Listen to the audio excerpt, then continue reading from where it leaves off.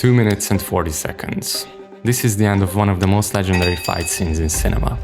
Here's the setup. It takes place in a narrow hallway where the protagonist Odesu faces off against 18 henchmen alone.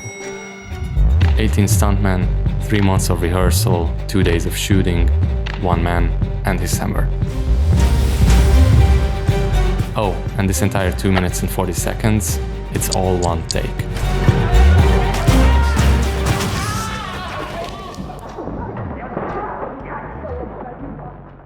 올드보이는 뭐라고 말하지?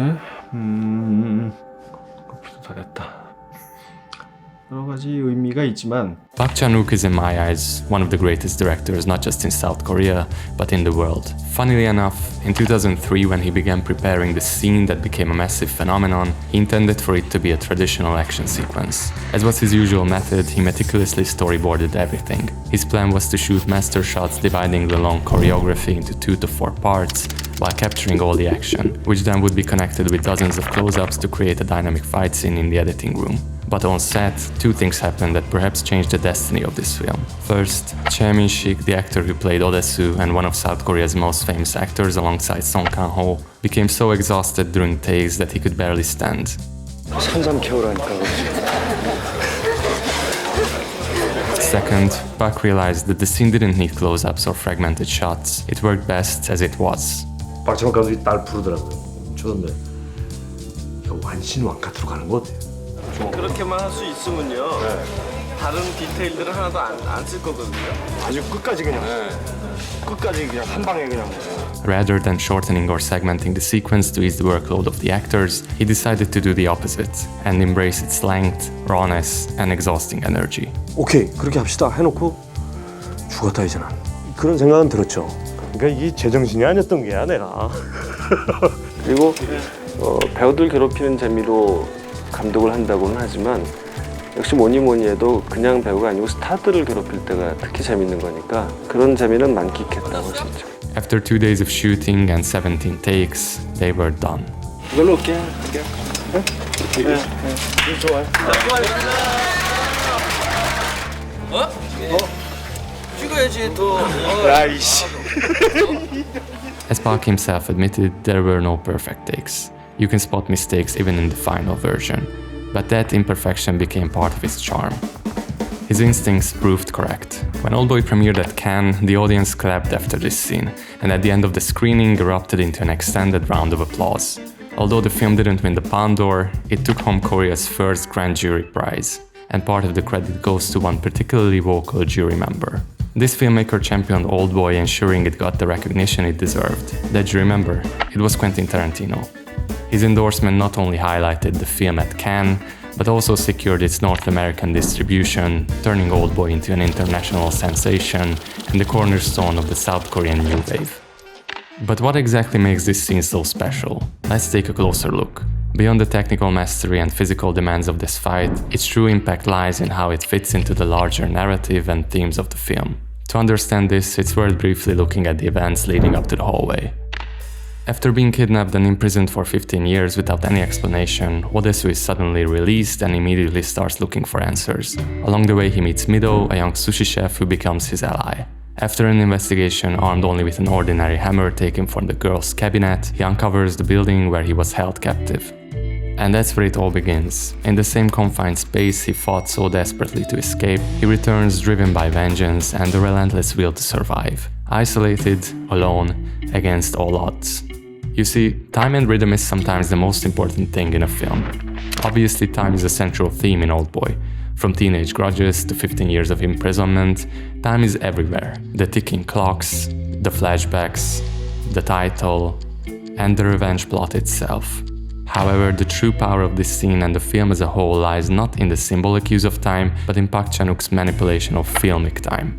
The way he controls rhythm and pacing to shape the emotional and narrative flow. Looking at the shot lengths in Oldboy, we can see the ebb and flow of Park Chan-wook's waltzing structure, a rhythm reflected in the film's music, camera movement, and overall style.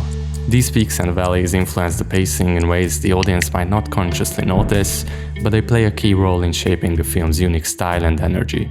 The hallway fight hits so hard because until this point he got us used to his unique and erratic editing style. Take the first scene at the police station. Jump cuts propel us forward, heightening the humor and chaos.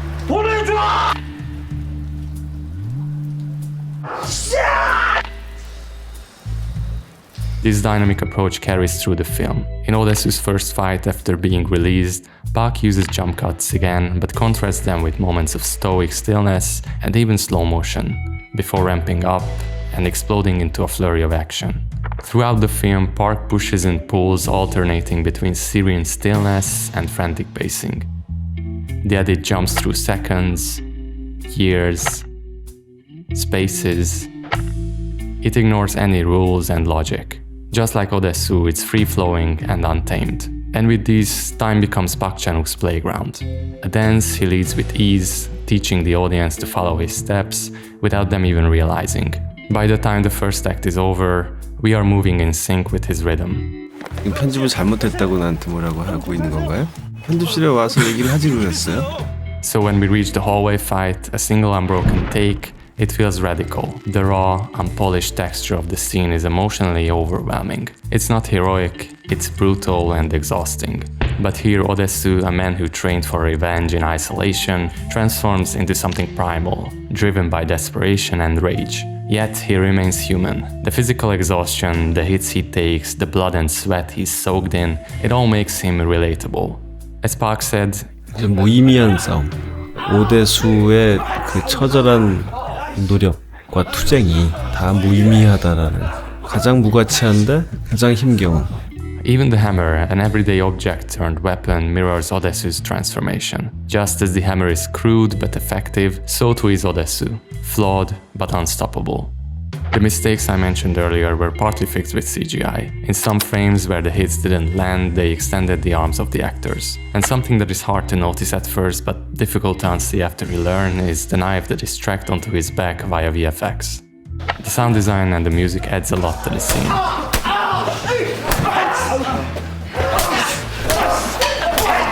It's also something most people don't notice, but when you mute it, or listen to another version,